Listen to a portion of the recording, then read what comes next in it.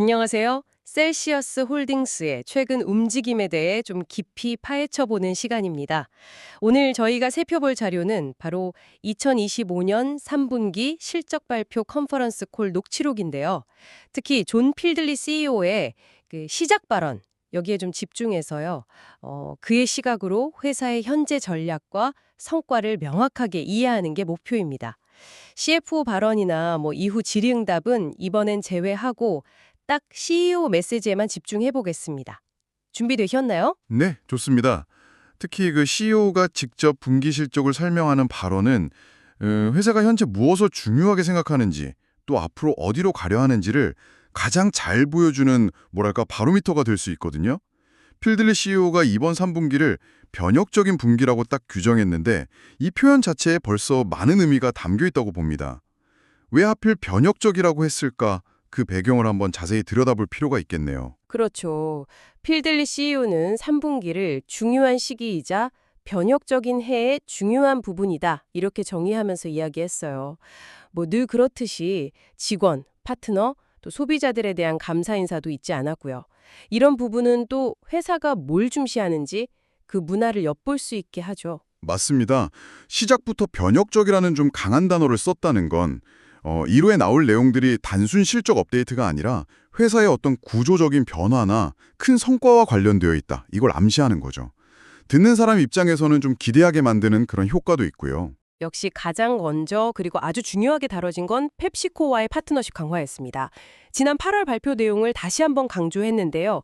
펩시코와의 그 장기 파트너십을 확장하면서 셀시우스 홀딩스가 미국 전략적 에너지 드링크 캡틴 역할을 맡게 됐다. 이 점입니다. 전략적 캡틴이라 이게 구체적으로 어떤 의미를 가질까요? 이게 그냥 단순한 유통기약 이상입니다. 전략적 캡틴이라는 건 그러니까 셀시우스 홀딩스가 펩시코의 그 방대한 유통망을 활용하는 걸 넘어서요. 펩시코가 취급하는 전체 에너지 드링크 카테고리의 전략 방향 설정에 아주 깊숙이 관여하게 된다 이런 뜻입니다. 예를 들면 매장 내에 어떤 제품을 어디에 진열할지 결정하는 계획, 흔히 플래노그램이라고 하잖아요. 이런 계획 수립부터 시작해서 어떤 개별 상품 단위, 그러니까 SKU를 우선적으로 취급할지, 또 언제 어떤 프로모션을 할지 이런 걸 조율하는데 상당한 발언권을 갖게 되는 거죠. 사실상 소매점에서 소비자들이 에너지 드링크를 어떻게 만나게 될지 그 그림을 그리는데 주도적인 역할을 한다 이렇게 보시면 됩니다. 상당히 강력한 위치예요. 와, 영향력이 정말 막강해지는 거군요. 이 파트너십 확장에는 그 알라니누 브랜드의 유통망 통합 계획도 포함되어 있죠. 알라니누의 미국 내 직접 배송 유통 DSD 네트워크 상당 부분이 올해 12월 1일부터 펩시코 유통망으로 편입된다고요. 셀시우스 브랜드가 과거에 펩시코 유통망으로 성공적으로 전환했던 경험이 있어서 이번 알라니누 통합도 좀 효율적으로 진행될 거다 이런 기대감을 내비쳤습니다. 목표는 당연히 알라니누의 시장 접근성을 높이고 성장을 가속하는 것이겠고요. 그렇습니다. 셀시어스하고 알라니누, 이게 각기 다른 매력을 가진 두 주요 브랜드잖아요. 이걸 펩시코라는 거대한 단일 파트너 아래 두는 것. 이건 유통 효율성 극대화하고 시장 영향력 강화를 동시에 노리는 아주 전략적인 결정이라고 봐야죠. 물류부터 영업, 마케팅까지 시너지를 창출할 수 있는 부분이 분명 많을 겁니다. 그리고 파트너십 강화와 함께 발표된 또 다른 큰 소식, 바로 락스타 에너지 브랜드 인수입니다. 8월 말에 미국과 캐나다 지역의 락스타 에너지 브랜드를 인수했다고 밝혔는데요.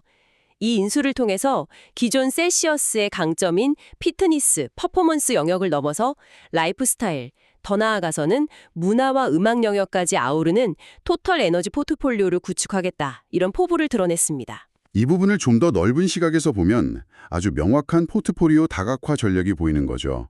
그러니까 셀시어스는 피트니스, 라이프스타일, 퍼포먼스, 셀시어스 에센셜스는 고성능 에너지, 알라니누는 여성 중심 라이프스타일 에너지, 그리고 이번에 새로 합류한 락스타는 문화, 음악, 그리고 차세대 에너지 소비자를 공략하는 거죠. 단순히 브랜드 수만 늘리는 게 아니라 각기 다른 소비자의 니즈와 사용 상황에 맞춰서 브랜드를 배치함으로써 에너지 드링크 시장 전체를 더 효과적으로 공략하겠다, 이런 의도입니다. 시장 점유율을 통합하고 아직 침투하지 못한 영역까지 확장하려는 그런 움직임으로 해석할 수 있겠습니다. 그리고 펩시코가 셀시어스 홀딩스 지분을 늘리고 이사회 의석까지 추가로 확보했다는 점도 언급됐는데요. CEO는 이걸 양사의 장기적인 비전과 파트너십에 대한 아주 강력한 신뢰의 증표다 이렇게 해석했습니다. 단순 투자 이상이라는 점을 강조한 거죠. 자, 그럼 이렇게 공격적인 전략적 움직임들이 실제 시장 성과로는 어떻게 나타났을까요? CEO가 공유한 수치들이 상당히 인상적입니다. 2025년 3분기에 셀시어스 홀딩스의 통합 포트폴리오가 추적 가능한 소매 채널 기준으로 미국 에너지 드링크 시장 점유율 20%를 돌파했습니다. 이게 전년 동기 대비 무려 31% 성장한 결과고요. 전체 에너지 드링크 카테고리 성장률의 거의 2배에 달하는 속도라고 합니다. 정말 놀라운 건 불과 2년 전에 셀시어스 단독 브랜드로 시장 점유율 10% 넘었다고 발표했던 기억이 생생한데 이제는 유기적 성장이랑 전략적 인수를 통해서 그 수치를 2배로 끌어올렸다는 점이에요. 네, 단 2년 만에 점유율을 2배로 늘린 것. 특히 유기적 성장과 M&A를 성공적으로 결합해서 이걸 이뤄냈다는 점은 정말 주목할 만합니다. 단순히 브랜드를 사오는 걸 넘어서 실제로 시장에서 성과를 만들어내고 있다는 증거니까요. 여기에 지난 52주간 미국 내 추적 가능한 채널에서 발생한 소매 매출이 50억 달러, 우리 돈으로 약 6조 원이 넘는다는 사카나 데이터를 인용한 것도 상당한 자신감의 표현이죠. 브랜드 파워와 실행력이 없이는 불가능한 성과라고 봐야 합니다. 구체적인 소매 채널에서의 성공 사례들도 언급됐습니다. 일일이 다 열고 가기보다는 좀 핵심적인 부분을 보면요. 타겟에서는 새로운 매대를 확보했고 월그린스나 CVS 같은 약국 채널에서는 계산대 옆 눈에 잘 띄는 자리, 그 엔드캡 진열을 따냈다고 하고요. 월마트, 서클K, 달러제너럴 같은 주요 채널에서도 두 자릿수 판매량 성장을 기록했습니다. 특히 월마트에서는 포트폴리오 전체 점유율이 전년 대비 2%포인트 이상 상승했고 알라니 누의 경우 8월에 출시한 위치스브루라는 한정판 제품이 역대 최고 주간 매출을 기록하는 기염을 토했다고 합니다. 브랜드별 3분기 소매 매출 성장률만 봐도 셀시우스가 전년 동기 대비 13%, 알라니누는 무려 115%나 성장했어요. 와, 알라니누의 115% 성장은 정말 경이로운 수준이네요. 말씀하신 대로 위치스브루 같은 성공적인 한정판 출시 영향도 컸겠지만요. 브랜드 자체의 매력에다가 또 곧 펩시코 유통망으로 편입된다는 기대감, 그리고 강화된 마케팅 활동, 이런 것들이 복합적으로 작용한 결과로 보입니다. 이런 성공 사례가 다른 브랜드 운영에도 좀 긍정적인 영향을 줄 수 있겠죠? 네, 맞아요. 마케팅과 혁신 이야기도 빼놓을 수 없죠. 알라니누의 위치스브루 성공은 이미 언급했고요. 셀시우스 브랜드 자체적으로도 첫 번째 한정판 LTO, 그러니까 기간 한정 파무의 제품인 스프리츠 바이브를 10월에 미국과 캐나다에 출시해서 좋은 초기 반응을 얻고 있다고 합니다. LTO 그 한정판 전략은 요즘 식음료 업계에서 굉장히 중요하게 활용됩니다.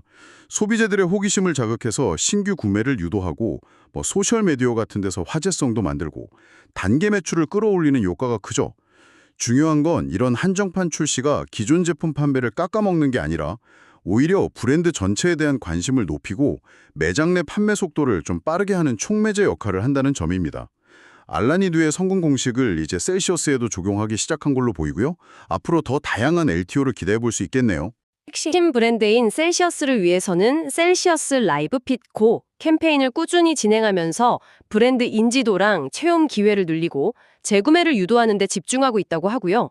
또 포트폴리오가 복잡해졌으니까 각 브랜드, 그러니까 셀시어스, 알라니두, 락스타 등의 고유한 정체성을 명확히 하고 이들을 아우르는 통합적인 스토리텔링을 강화하는 작업에도 공을 들이고 있다고 합니다.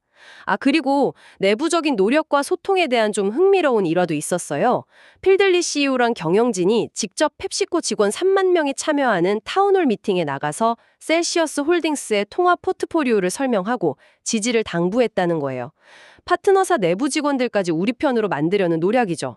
또 10월에 열린 NACS, 전미 편의점 협회 트레이드 쇼에서도 소매 파트너들로부터 매우 긍정적인 반응을 얻었다고 전했습니다. 네, 이런 움직임은 특히 중요합니다.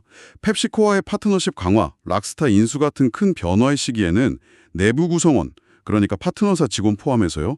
그리고 외부 파트너, 소매점 같은 곳들, 이 양쪽 모두와의 긴밀한 소통과 관계 구축이 전략 실행의 성패를 좌우할 수 있거든요. 펩시코 직원들의 지지하고 소매점들의 협조가 있어야 현장에서 계획들이 제대로 구현될 수 있으니까요. 인재 확보와 육성에 대한 투자도 강조됐습니다. 매년 열리는 셀시어스 유니버시티 서밋에는 미국과 캐나다 전역에서 200명이 넘는 대학생 마케팅 앰버서더들이 참여해서 브랜드 경험을 공유하고 아이디어를 나눈다고 하고요. 조직이 커지면서 리더십 역량 강화에도 힘쓰고 있는데 최근 최고 마케팅 책임자 CMO로 리시뎀, 국제부문 사장으로 게리 퀴글리, 최고 인사 책임자 CHRO로 게리 셰프라바드 같은 경험 많은 임원들을 영입했다고 밝혔습니다. 그렇죠.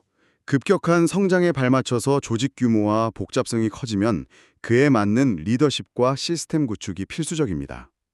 주목할 점은 이런 성장의 와중에도 셀시어스가 가진 특유의 기업가 정신, 그리고 빠른 실행력을 어떻게 유지할 것인가 하는 점이겠죠. 새로 합류한 리더들이 기존 조직 문화와 시너리를 내면서 성장에 관리하는 역량이 중요해 보입니다. 자, 이제 이야기의 초점을 현재 집중하고 있는 과제들하고 미래 전망으로 좀 옮겨보죠. CEO는 현재 가장 중요한 과제로 첫째, 알라니 누 통합 마무리, 둘째, 통합으로 인한 시너지 창출, 셋째, 락스타 브랜드 편입 준비, 그리고 이 모든 것을 바탕으로 한 2026년 계획 수립, 여기에 집중하고 있다고 명확히 했습니다. 실행에 방점을 찍고 있는 모습이에요. 국제사업에 대해서는 아직 초기 단계임을 인정하면서도 가능성을 좀 내비쳤습니다. 미국 시장에서 확실한 규모와 성공 모델을 구축한 후에 이걸 바탕으로 국제시장 기반을 다지기 시작했다는 건데요. 호주 시장에서는 이미 기대 이상의 성과를 내고 있고 영국 시장에서의 초기 경험을 교훈 삼아서 2026년 본격적인 확장을 준비하고 있다고 합니다. 그렇죠. 미국 시장에서의 통합 작업이 어느 정도 마무리되고 나면 국제 시장이 다음 단계의 핵심 성장 동력이 될 것이라는 신호로 보입니다. 단순히 제품을 수출하는 걸 넘어서 각 시장의 특성에 맞는 전략을 구사하면서 현지 기반을 구축하려는 움직임으로 보여요. 호주에서의 성공과 영국에서의 학습 경험이 향후 다른 시장 진출에 중요한 자산이 될 겁니다. 국제 시장에서도 혁신은 계속되고 있습니다. 카페인이 없는 바이브 프리 라인을 리뉴얼했고 앞서 언급한 스프리츠 바이브 LTO는 미국, 캐나다뿐 아니라 북유럽 시장에도 동시에 출시했다고 합니다. 알라니누 역시 연말연시 시즌을 겨냥한 LTO 윈터 원더랜드를 출시하며 기대감을 높이고 있고요. 2020년에는 더 많은 혁신 제품을 선보일 계획이라고 예고했습니다. 마지막으로 인수한 락스타 브랜드에 대한 중기 목표도 제시했습니다. 단기적으로는 브랜드를 안정화하고 장기적으로는 차세대 에너지 드링크 소비자들이 매력을 느낄 수 있도록 브랜드를 재활성화하는 것이 목표라고 합니다. 인수한 브랜드를 어떻게 성공적으로 부활시킬지 지켜보는 것도 흠이 없겠네요. 자, 여기까지가 존 필델리 CEO가 준비된 발언을 통해서 전달한 핵심 내용입니다. 그는 셀시어스 홀딩스가 규모의 성장, 강력한 파트너십, 그리고 목적 있는 성장으로 정의되는 새로운 시대로 진입했다. 그리고 더 많은 소비자를 위해 더 다양한 상황에 맞는 포트폴리오를 구축하고 있다. 이렇게 힘주어 말했습니다. 이를 위해 규율, 협업, 조직적 탁월성을 바탕으로 나아가겠다는 다짐과 함께 2020년 이후에 대한 강한 자신감을 내비치면서 발언을 마무리했는데요. 결국 이 모든 이야기가 가리키는 방향은 무엇일까요? 종합적으로 볼 때 셀시어스 홀딩스는 펩시코와의 관계를 단순 유통 파트너에서 전략적 동반자 수준으로 격상시키고 락스타 인수까지 완료하면서 에너지 드링크 시장에서 경쟁자들이 넘보기 힘든 강력한 포트폴리오와 유통 영향력을 확보했다. 이런 선언으로 보입니다. 단순히 몸집을 키우는 것을 넘어서 시장의 규칙을 주도하겠다는 의지를 보여준 거죠. 그렇군요. 핵심을 다시 한번 짚어보면 펩시코와의 전략적 캡틴 역할 확보, 이걸 통한 유통 지배력 강화, 그리고 알라니두와 락스타 인수를 통한 전방위적 소비자 공략 포트폴리오 구축, 이 두 가지 축이 가장 중요해 보입니다. 그리고 인상적인 시장 점유율 상승과 실제 소매 현장에서의 성과가 이런 전략이 효과를 발휘하고 있다는 걸 증명하고 있고요. 동시에 내부적으로는 실행력을 높이고 미래를 위해 국제시장과 혁신에도 꾸준히 투자하고 있다는 점을 확인할 수 있었습니다. 맞습니다. 특히 펩시코 내에서의 그 전략적 캡틴 역할은 앞으로 미국 에너지 드링크 시장의 지형을 어떻게 바꿔놓을지 지켜봐야 할 가장 중요한 변수 중 하나입니다. 다만 과제도 분명하죠. 인수할 락스타 브랜드를 성공적으로 통합하고 활력을 불어넣는 등시에 기존의 셀시어스와 알라니누의 그 놀라운 성장세를 계속 유지해야 하거든요. 여러 브랜드를 각각의 특성에 맞게 효과적으로 관리하면서 전체적인 시너지를 창출하는 운영 능력, 이게 앞으로 더욱 중요해질 겁니다. 오늘 저희는 셀시어스 홀딩스의 CEO 존 필들리의 2025년 3분기 실적 발표 발언을 통해 회사의 현재와 미래 전략을 집중적으로 분석해 봤습니다. 마지막으로 이 내용을 듣고 계신 여러분께 질문을 하나 던지며 마무리하겠습니다. 필들리 CEO는 더 많은 소비자를 위한 더 많은 상황에 맞는 포트폴리오를 강조했습니다. 당신의 일상이나 니즈를 한번 떠올려 볼 때 현재 기능성 음료 시장에서 아직 채워지지 않았거나 혹은 셀시어스가 기존 브랜드나 완전히 새로운 무언가로 공략할 수 있을 만한 잠재적인 기회나 빈틈은 어디에 있다고 생각하시나요? 한번 고민해 보시는 건 어떨까요?